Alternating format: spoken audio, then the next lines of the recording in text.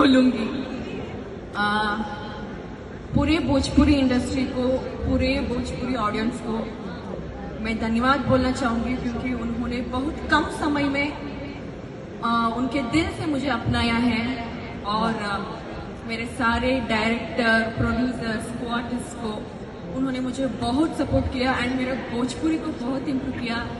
And जिन्होंने मुझे Bhojpuri industry को इंट्रोड्यूस किया, केसारी सर को thank you so much sir.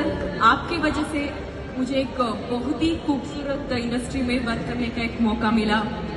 And मेरा पहला मूवी प्रोड्यूसर दिवाकर सर यहाँ पर मौजूद है, पता नहीं कहाँ पर है। Thank you sir. एंड ये मेरा पहला भोजपुरी अवार्ड है एंड ये मेरा पहला अवार्ड है। So thank you IBFA and याशी फिल्म्स। अभय सिन्हा सर के ब्लेसिंग्स के रूप में मैं ये अवार्ड रिसीव करना चाहती हूँ। Thank you everyone, enjoy the film. क्या बात है।